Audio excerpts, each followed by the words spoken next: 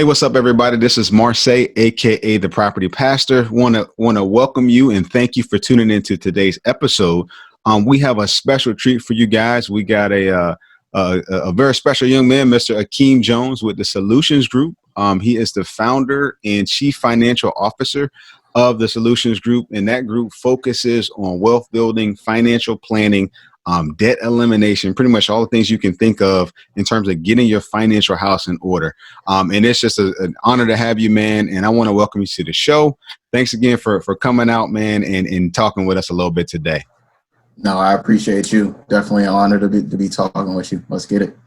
Absolutely, man. Absolutely. Let's go ahead and jump in, man. You know, you as we mentioned, you know, you're very versed in all things accounting and finance. You know, so tell us a little bit about that, man. Tell us a little bit about what you do, you know, from a day-to-day perspective, and then also segue into what you do with the Solutions Group. Yeah.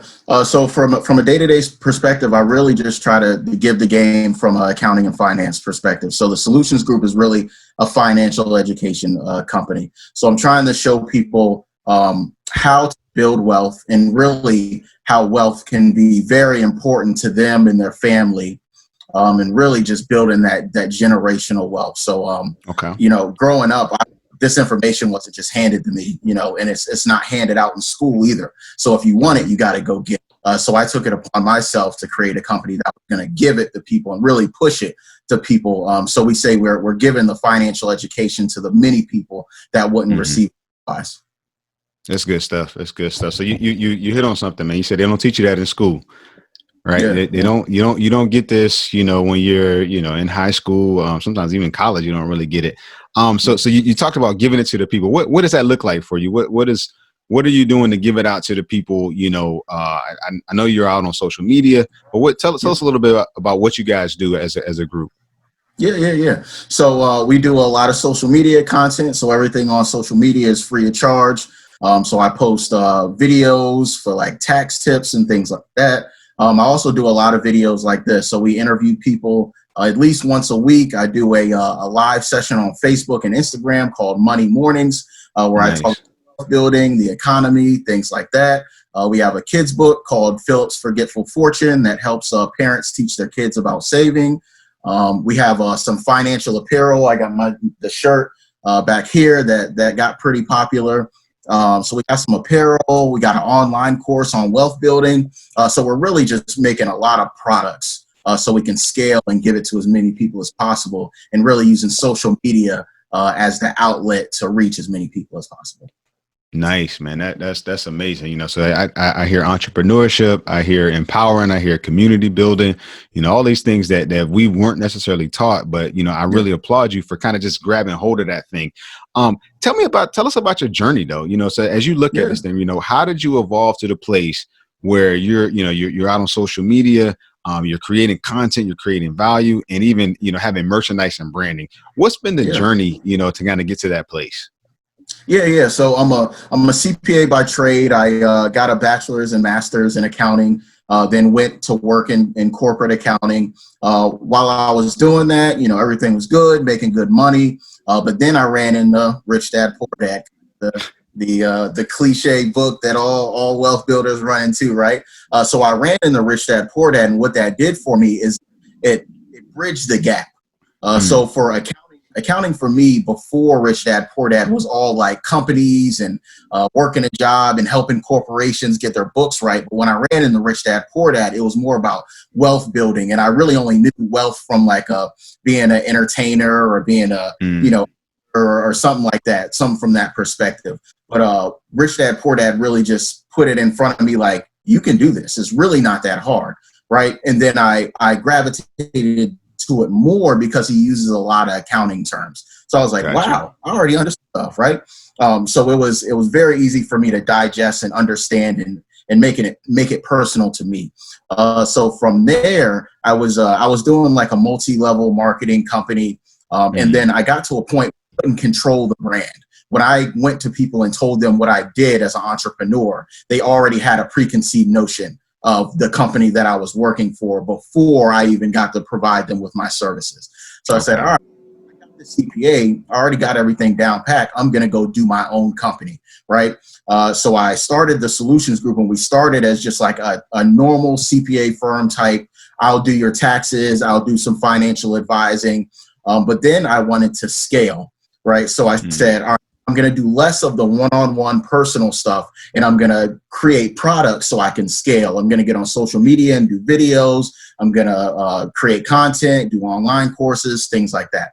So that was kind of the journey for me, starting as a CPA by trade, and then realizing that wealth building was really near and dear to what I was already doing, and then taking more of a client perspective to, I'm going to scale and try to help as many people as possible. Got you. Now break down that term scale, because everybody might not understand that. Tell our listeners what scaling actually means. Yeah. So I'll take myself for an example. Me being a CPA, let's say I'm doing taxes for folks. I can only meet with 5 people a day to do their taxes, right?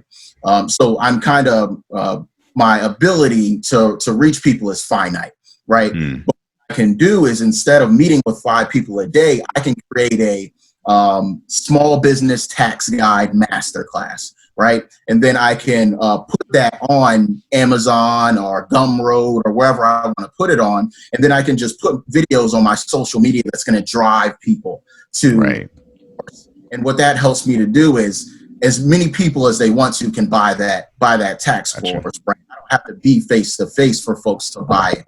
And I would say, you can do it for any industry that you're in. If you're a barber, and either cut hair, or you can create a cutting hair masterclass, right? You can either, if you're a financial advisor, you can either financial advise, or you can create a book called like the Money Manual or something and sell it like that. So scaling for me is being able to reach as many people as possible without you actually having to be there one-on-one face to face.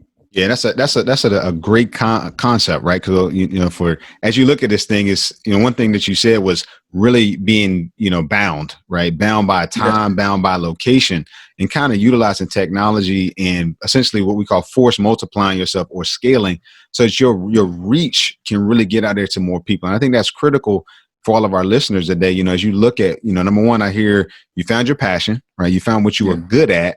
Right. And you put that to work. You didn't just look at it and say, I'm just going to go and stick into what we call the rat race, right? Where I go to work every single day. But that's one thing that Rich Dad will really put in your mind, right? If y'all haven't read, Rich Dad, Poor Dad, you need to read it, right? It will revolutionize your thinking. So tell us a little bit about, and this is golden stuff, right? So as you look at this journey, you look at this process, the things that you're putting out there, some folks may say, hey, I'm just trying to buy my first house. I'm trying to, I'm either, struggling with bad credit issues. What are some of those, I guess, initial things when a person comes to you and they're saying, hey, Akiem, look, I'm struggling here. I got student loan debt. I got credit card debt. I don't make enough money on my job. What are some of just the basic baby steps that you would recommend people take in order to start getting what we call financial house in order? Yeah. So number one is, so it's either got to be education first or getting with somebody first. So you either got to pick that book or find that podcast or find something that's going to help you educate yourself on getting better financially. Or you can just sit down with somebody like me or a financial advisor to say, hey, what do I do next? But first, you got to know your status, right? You got to know how much debt you have, how much income you have, because usually it's either one or two problems. You either have an offense problem or a defense problem. So offense, I like that. Defense is I spend way too much, right? So you got to know where you're at. From there, you got to figure out how much debt you have, how much money you're spending. Do I need to go get a second job? Do I need a side hustle to dig myself out of this problem that I got? And then next is you got to check your credit. You can pull your credit score from the 3 major credit bureaus. You can go to a credit repair company. But credit is really just as simple as you got to pay your stuff on time. You got to have a low debt to income ratio. Your credit's just like your report card, right? If I give you money, have you shown that you're going to give me the money back? But I like going to a credit repair person, especially if you're trying to get a property pretty soon. Go to somebody that's going to sit you down. They're going to not. You don't have to take a year to get really good at it, et cetera, et cetera. And then after you have your financial house in order, the thing that changed it for me is just hit up a real estate agent. I promise you, if you hit up a real estate agent, they're going to get you in front of some houses, right? So when I first started getting interested in real estate, I said, oh, I'm going to get a house in a year or two or something like that. And I found a house that I was interested in. I hit up a real estate agent. He was like, oh, well, that house is under contract, but you want to go look at more houses. I didn't really want to go look at more houses, but I agreed anyway. In a month or two later, I had my first property, right? So I would say you got to know your status, get with a professional, get the education, and then go talk to either a real estate agent or somebody that's already investing, and they'll get you in front of properties. Right. Yeah, and that's great stuff. You know, as you look at this thing, you said a lot, and I want to unpack it a little bit. One of the things you talked about was getting educated. You know, a lot of people get real intimidated by numbers, right? I know with you being an accountant, you're a numbers guy. I'm an engineer by trade, so you know, numbers. We deal with numbers a lot. But I think one thing I learned a long time ago is if you can make the complex understandable by breaking it down into small blocks. Right. And sometimes we underestimate the amount of time that we have. And granted, that first day you listen to it, that first time you read the book, it might not make a lot of sense. But making that commitment over time, right? 15 minutes here while instead of me, listening to music on my way to work, I can pop in a podcast. Instead of, if I'm on a treadmill, I can listen to some information. You can grab a book and just keep reading over and over. But then you also mentioned sitting down with somebody. That's the beautiful part about where we are today is that we're in the information age and it's everywhere, right? So that was key. I really want to highlight that whole thing about your education piece. That's critical.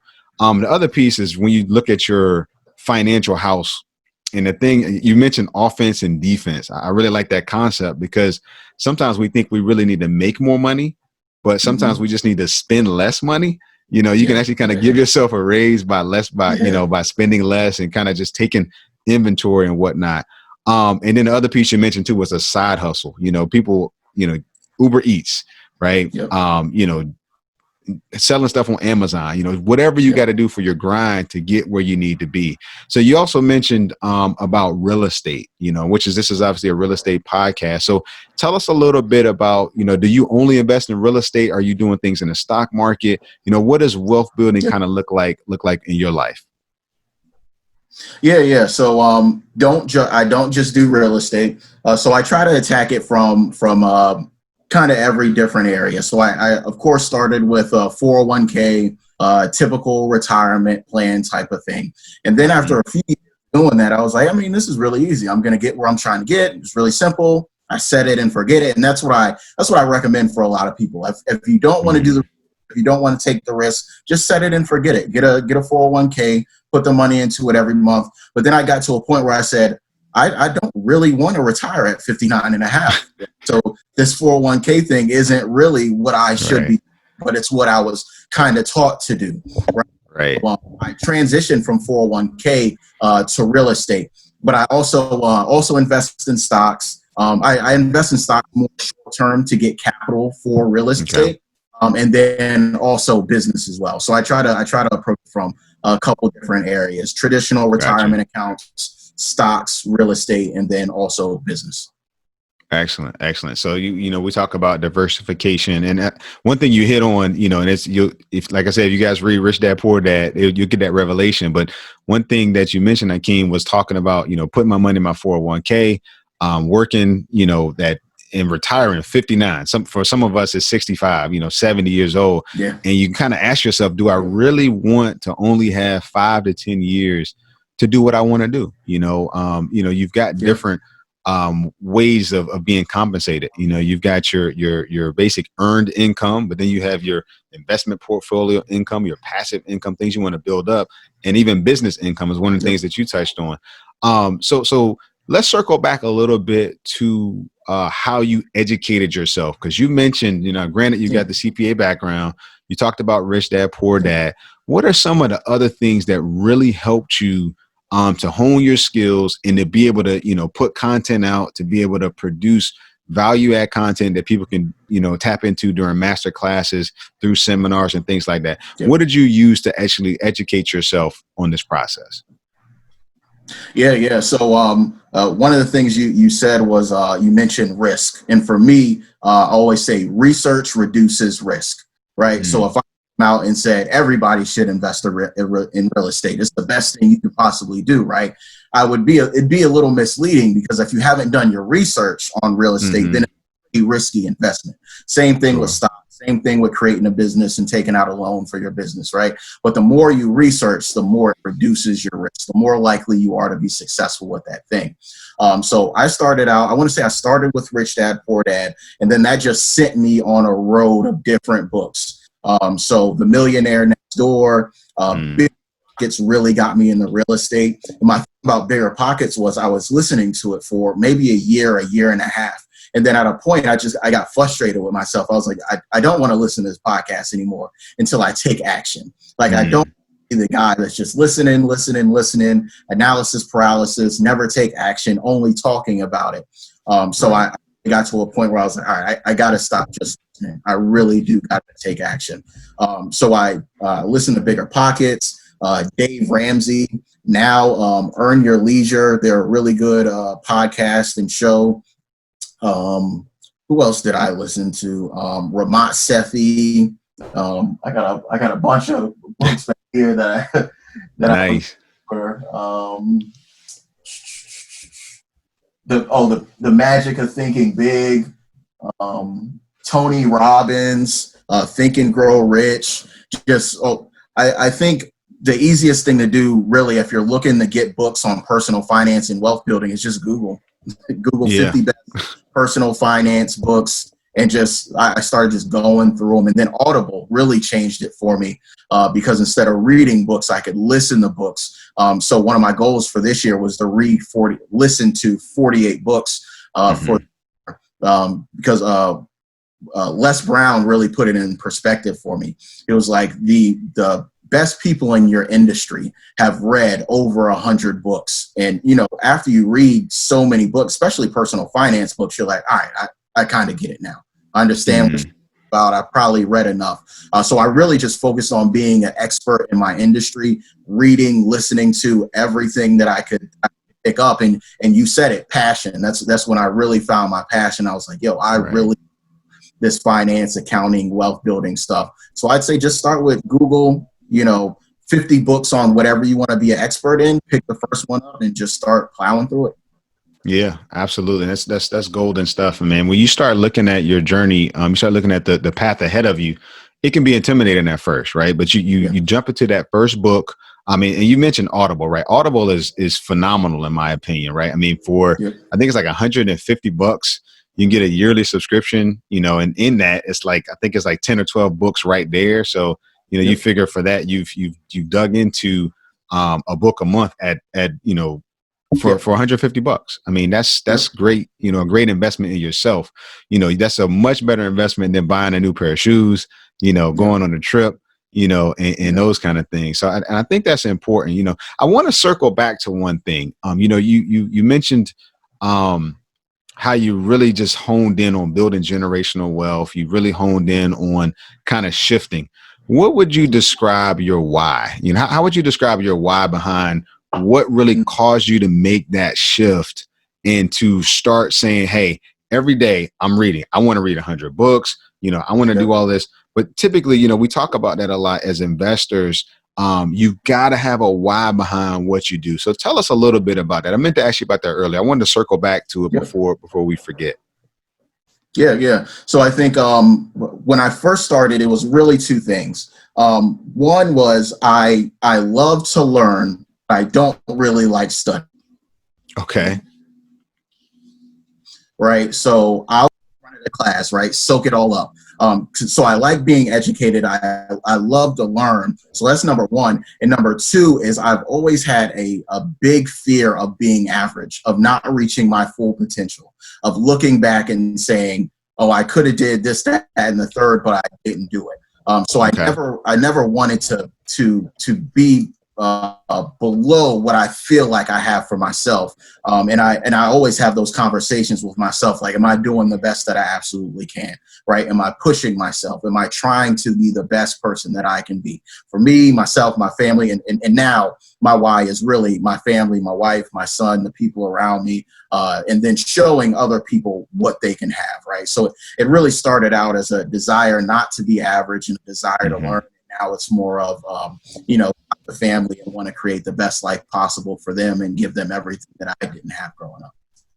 Absolutely. That's good stuff. And you mentioned, the value of family and the importance of kind of just showing them the things that you didn't get to see, and I mean, we're both, Black males in this country. And as we look, one of the biggest disparities to me was the wealth gap that I saw, is just documented, basically, it's like, I think the average net worth of an African-American family is was $5,000.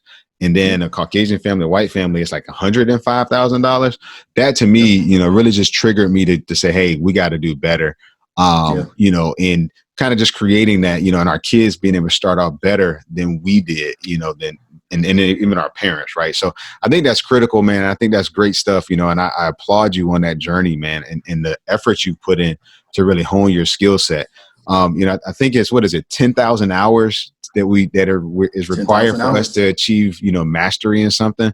And I see you working towards that, and sometimes that can seem like a really daunting task, but an hour a day, right, that goes by pretty quick, and before you know it, you've built that.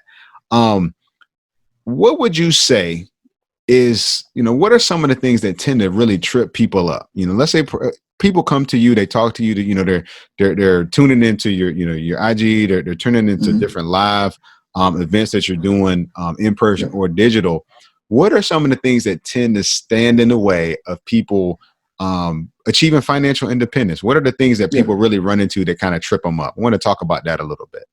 Yeah. So I'll say it's kind of two things. I think the first thing, and probably the biggest thing, is people's tendency to want to impress everybody else around them. Right. We want to buy things to impress people that we don't know. Right. We want to be popping. We want to be popular. We want to go with pop culture that really shines a light on consumerism versus actual wealth. I think we want to look wealthy rather than be wealthy. So I think that's the first thing. You really gotta. For me, my journey in trying to start building wealth was really a journey of finding myself as well. Because I stopped spending on things that other people wanted me to spend on. Like, everybody wants you to have a nice car, right? I stopped getting cars. I've had the same Corolla for, a few years or whatever. So I think number one is you got to stop trying to impress people, right? You got to really focus on what makes you happy. And when you're talking about spending money, you should spend your hard-earned money on stuff that really makes you happy, that fulfills your life. And I think a lot of the times we spend money on things that are going to make us look better to other people. So for one. Number two, I think, is the education. Again, this stuff isn't pushed, right? Nobody's breathing down our back to give us some financial education. So that's really the purpose of the channel, to know that if you are in my circle, you know that I'm giving this stuff for free. You can come and ask any questions. I'm trying to help you on your journey. So I think number one is trying to impress people. And number two is really not having the education. And three is consistency, right? An hour a day. I have this concept called the 30-minute marathon. If you do something for 30 minutes every single day, instead of burning yourself out, for a month, trying to grind, for that month, if you just take 30 minutes a day, and we call it the 30-minute marathon, and you just keep doing it and keep doing it and keep being consistent, then you'll eventually get to where you want to be. But it is a process, right? I think we're kind of the microwave society where we want it all now, but we really gotta focus on that long term, because that's where you get the goal. Yeah, and that's, as I look back on those three points that you mentioned, the whole concept of comparing yourself to other people, it's a killer. I mean, it is, that whole thing of trying to impress people. One thing that one of my favorite quotes is, don't try to keep up with the Joneses, because they're broke too. I mean, the thing is, we spend money trying to impress people that don't really care about us anyway. Yep. We really got to get past that point where we stop trying to wear our wealth, Yeah. and show Yeah. it, right? And Yep. you mentioned the whole thing about having a paid off Corolla. One of my favorite days was when the title came and I didn't have to pay, pay Yep. that loan anymore.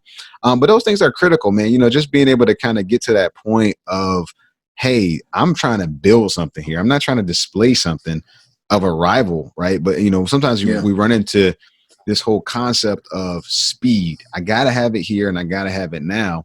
And Yep. as we look at this thing, you hit on that whole concept of it being a marathon, and kind of doing, 30 minutes a day. Now, I read a book called The 10X Rule by Grant Cardone, which I think is Oh a really yeah. good book, but it kind of messed me up when I read it because it was like, man, I should be going, going, going, going, going.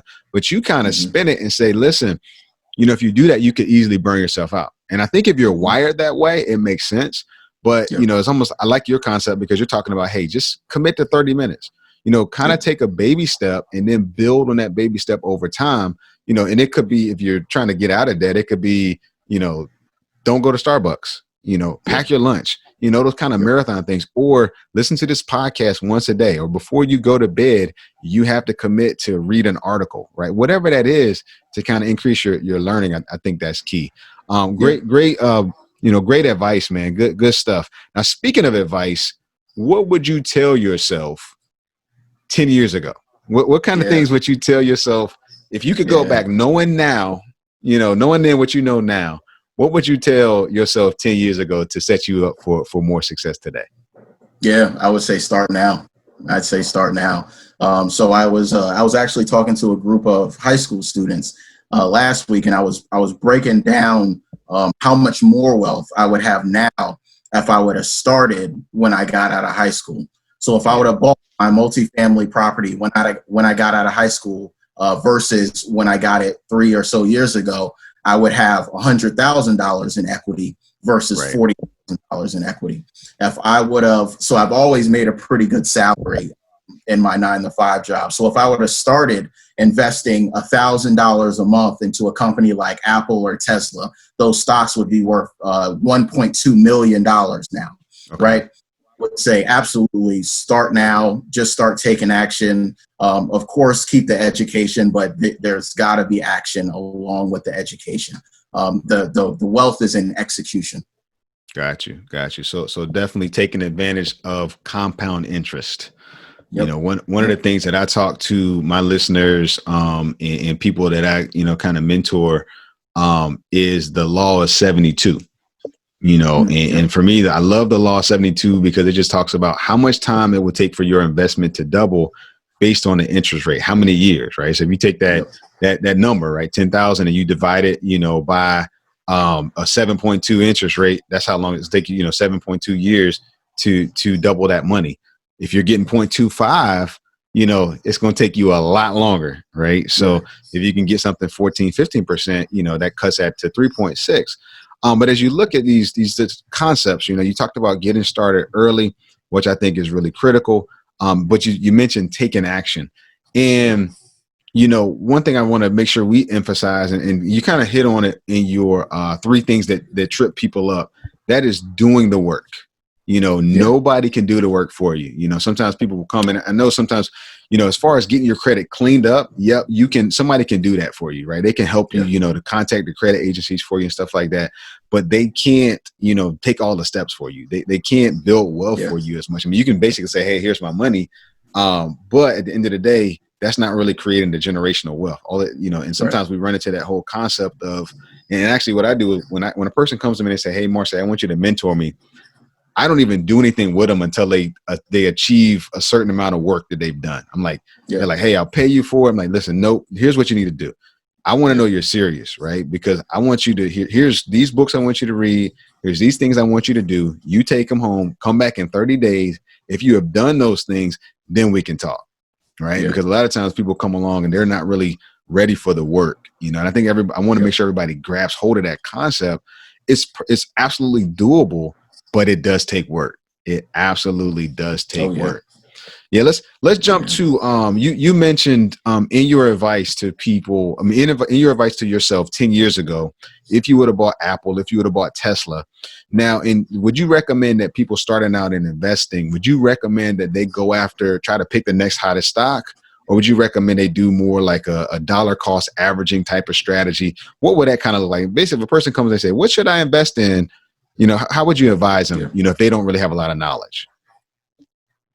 Yeah, so I'd say definitely dollar cost average index funds. The easier you can make it on yourself especially in the beginning, the easier you Yeah. can make it on yourself, the better.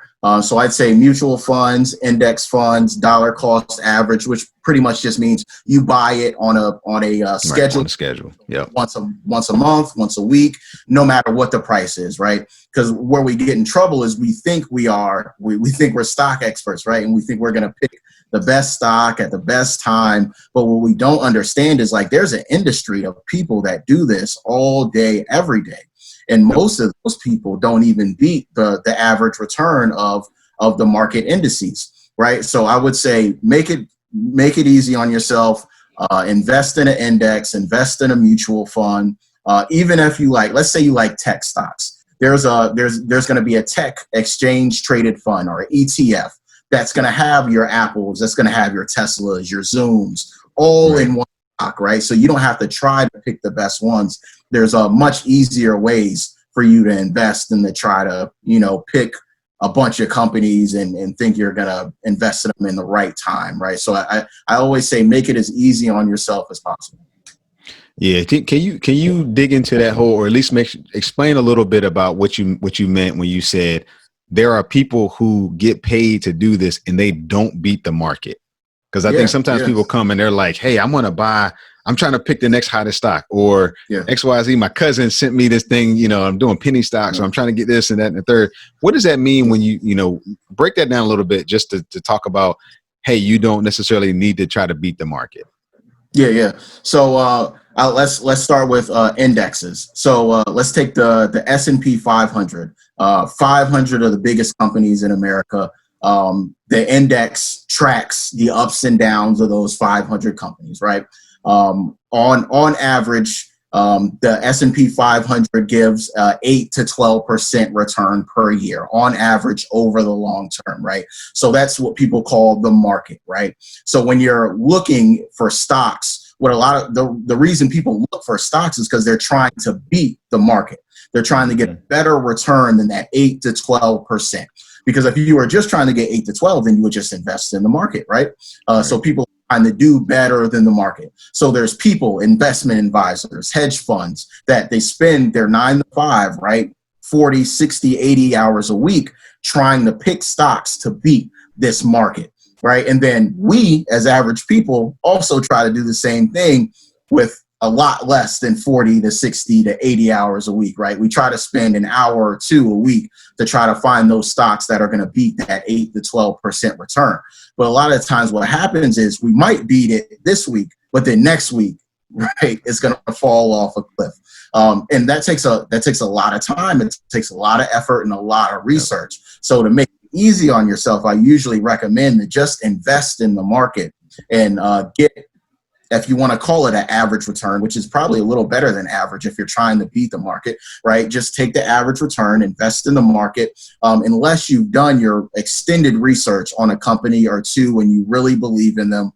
So maybe what you could do is you could invest 75% of your money in the S&P 500 or an index fund that mimics the market, and then put 25% in those stocks that you think are going to beat the market. So now you have a consistent return with the 75%, and then you have, the leftovers or the extra, the cherry on top with the 25% in individual stocks. Yeah, that's good stuff, man. I wish, I asked you that question about 10 years ago. I wish I would have known that and understood that concept 10 years ago, because I was that guy trying to figure out, how do I find the next emerging market stock, and I mean, granted, I had 401k funds and things like that, but all of my, market type of investments, I didn't understand what an index fund or no low index fund was. And I finally got that revelation of, hey, people don't beat the market. You know what? Just buy the whole thing, right? Buy the Yeah. market. And if you do want to play around with this, 25% of your portfolio, that's cool, right? That's your play money, but getting to that place, a couple of concepts you hit on was literally, getting mutual funds, which kind of spread your risk, right? And then Yeah. dollar cost averaging, right? So I think dollar cost averaging, it really takes the emotion out of it, Yeah. because it's like basically every month on the 15th, I'm just going to put this money in and I'm not even going to Yeah. worry about it, and over time, like you said, you are going to be, you're buying the market over time. You can pretty much bank on an 8 to a 10% return. So that's gold, man. Great insight, great information. You mentioned that you were speaking to a group of high school students, Yeah. right? So that, as I look at your shirt in the back, it says hustle, save, invest, reinvest, create a legacy, and build your community, right? Yep. So what kind of things, outside of investing, what kind of things are, seems like you're passionate about the community. What do you like to do Yeah. out in the community to aid and assist and to really build it up? What's that look like for you? Yeah. So I'm really just out here trying to give the game in as many ways as possible. So I go to community centers. The high school kids that I was talking to last week, it's called the Hampton Roads Academy. It's a group of all the high schools in Hampton City. Put some students together and they break it out of like a kind of how colleges do. If you're interested in business, you're in this academy. If you're interested in engineering, you're in this academy, and they have people come and talk. So I came to talk about finances and wealth buildings and things like that. I do events at libraries, real estate investment groups, for fraternities and sororities, for colleges, just getting in front of as many people as I can and giving the game, but not only giving the game, trying to incentivize the youth. So I remember when I was in high school, a gentleman came to our class and he had on a shirt and tie. He was talking about his job. We're halfway interested. And then he just threw a bunch of money. So everybody woke up. We like, oh, this man throwing money. Like, what's going on? And I never forgot that. So now every time I talk to a group of kids, I don't want to only tell you that I'm building wealth and tell you how to build wealth. I want to show you that I can splurge $200 in here today and not look back. So usually the first thing I'll do is I'll ask a question, and the kids are a little sluggish to answer the question. The first person that answers the question, $20. Boom. Now all the kids are like, oh, I got to answer the next question. Of course, you're right. Of course, the next question isn't always, you're not going to get $20 for the next question because I call it being the first to market, right? You are person that's enthusiastic about answering the question, you get the big reward. You're first to market, right? And then I give out a little bit of extra money. And then at the end of the class, I say, I've talked about education a lot and improving yourself a lot. For the grand prize, who wants this book, right? And a lot of the times, kids are like, I guess I'll take the book. So the person I give to the book opens the book, and there's a $100 bill in the book. Nice. And they're like, oh man, you could have told me you had money in the book. So I really just try to go to as many places as possible and really make it fun and exciting. And then give the kids a rope to extend the rope to the kids after I leave. Like, yo, here's my email, here's my phone number. If you ever have questions, just reach out. So really just trying to give back as much as possible. Right. I love that, man. That's key. I mean, we talk about, it's not just, you getting, you don't do this just to get and receive. You have to reciprocate. You have to, sow back into your community. You got to sow back into others. And I don't know about you, but what I find is it actually helps to reinforce what I've learned, what I've been studying to kind of like you say, give the game away. I love that story about the book, right? Where you got $100 and it kind of reminds me, you guys know I'm the property pastor. So it reminds me of the story of, I think it's Kevin Hart, he talks about, what's up? It might be Kevin Hart. It's an entertainer nonetheless. And he talks about, hey, it might be Jamie Foxx, but nonetheless, his mom is like, hey, I need money. He goes out, he's broke, struggling, and his mom's like, have you been reading your Bible? He's like, yeah, I've been reading.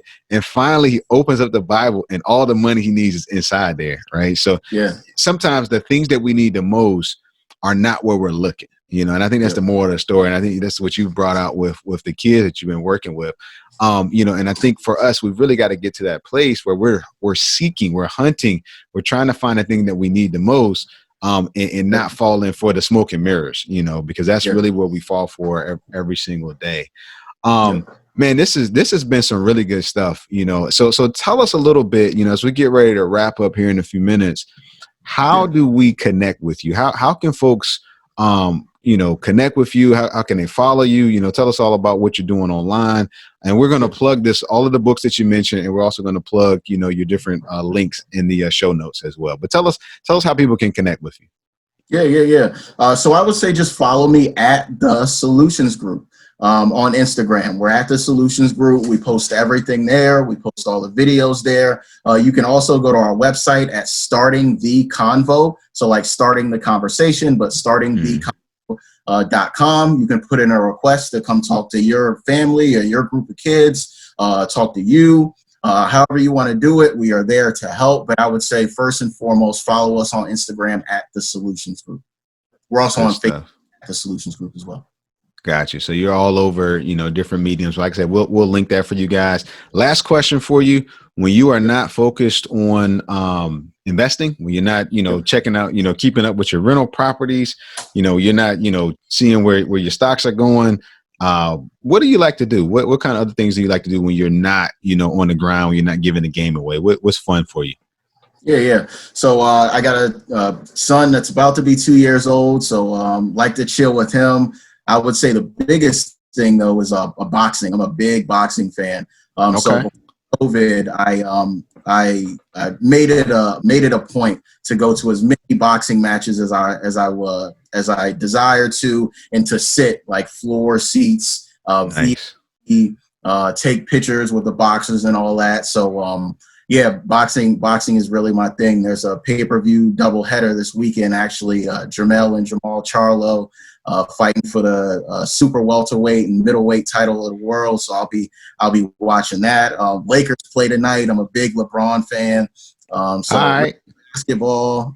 basketball, boxing, hanging out with my family, travel. So I'd say those are the things: travel, boxing, basketball. Cool. What's your favorite destination spot when you travel?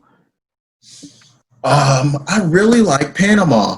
So Okay. Panama has a really good mix of good, authentic things, but also spot American chains as well. I like Spanish-speaking countries. I'm trying to learn my Spanish. That's something that I haven't stayed as consistent with as I would like to. I'm usually good for a couple months, and then I fall off for like 6 months. So I Got you. really like Panama. I like Dubai as well, but it's pretty expensive. And Toronto as well. I like Toronto. Toronto's pretty cool. Very nice. Very nice. Well, good stuff, man. Good stuff. So you guys see, you don't have to, if you're a little patient, you put a little bit of work into it, you can still get the things you want, Yeah. but still have the stuff that you need, So Yeah. I love what you're doing, man. And I also love the fact that you like the purple and gold, because I'm a Lakers fan myself, ever since AC Green and Magic would run up and down the court when I was a little boy, I've been rocking with them for a while, but I'll be right there with you rooting for them tonight, man. But thank you so much for coming out onto the show today. We have just been truly blessed, man, by your knowledge, by your experience, encouraged, the concepts that you've presented, and I hope that everyone who's listening is just hungry for more, because I think there's a ton of great information and content that Akiem has, whether it be, subscribing to his channel, whether it be, checking out his Saturday morning live sessions, or buying master classes and what have you. Great things to come, so I'm looking forward to copping my Hustle, Save, Invest, Reinvest, Create Legacy, and Build Your Community t-shirt, so I can rock it here on the Property Pastor Show. And man, thank you so much again, brother. I appreciate you. I am excited about what you're doing for yourself, for your family, out in the community, and even how you're scaling yourself so you can reach more and more people. So keep up the grind, man. Keep giving the game away. And thank you again. Guys, that's our show for today. I want to thank Akiem Jones from the Solutions Group for coming out and hanging today. And make sure you follow him. Make sure you pick up on his content. Also, make sure you subscribe and like this channel, because we're going to keep bringing you great interviews, great content every single week to help you, your family, your business achieve your dreams. That's what we got for you guys today. God bless you. Love you so much. And thanks again for tuning in. Y'all have a great day. Peace. Appreciate you, brother.